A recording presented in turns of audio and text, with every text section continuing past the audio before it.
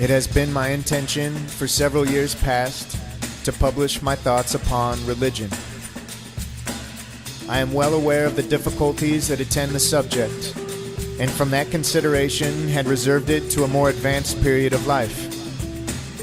I intended it to be the last offering I should make to my fellow citizens of all nations, and that at a time when the purity of the motive that induced me to it could not admit of a question, even by those who might disapprove the work. The circumstance that has now taken place in France of the total abolition of the whole national order of priesthood and of everything appertaining to compulsive systems of religion and compulsive articles of faith has not only precipitated my intention, but rendered a work of this kind exceedingly necessary, lest in the general wreck of superstition, of false systems of government, and false theology, we lose sight of morality, of humanity, and of the theology that is true.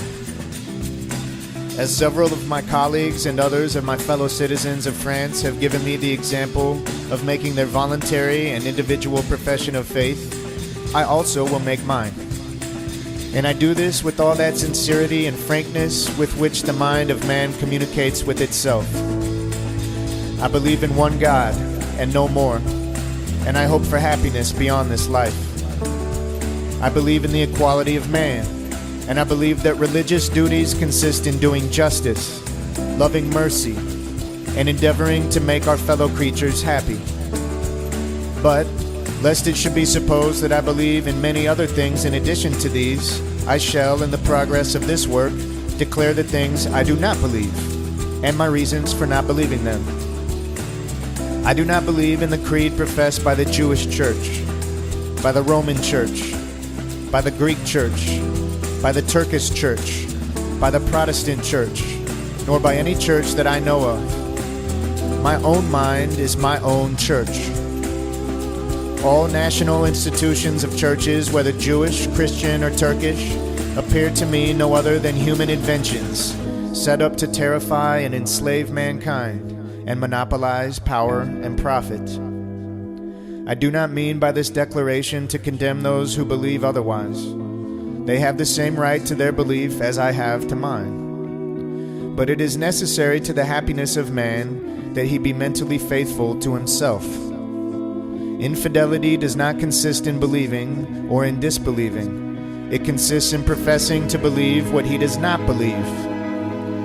It is impossible to calculate the moral mischief, if I may so express it, that mental lying has produced in society.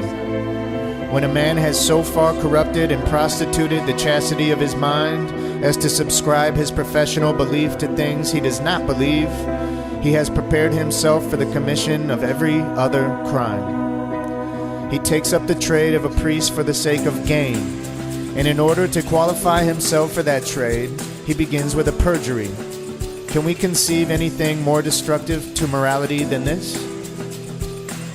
Soon after I had published the pamphlet Common Sense in America, I saw the exceeding probability that a revolution in the system of government would be followed by a revolution in the system of religion. The adulterous connection of church and state, wherever it had taken place, whether Jewish, Christian, or Turkish, had so effectually prohibited by pains and penalties every discussion upon established creeds and upon first principles of religion, that until the system of government should be changed, those subjects could not be brought fairly and openly before the world. But that whenever this should be done, a revolution in the system of religion would follow. Human inventions and priestcraft would be detected, and man would return to the pure, unmixed, and unadulterated belief of one God and no more. Every national church or religion has established itself by pretending some special mission from God, communicated to certain individuals.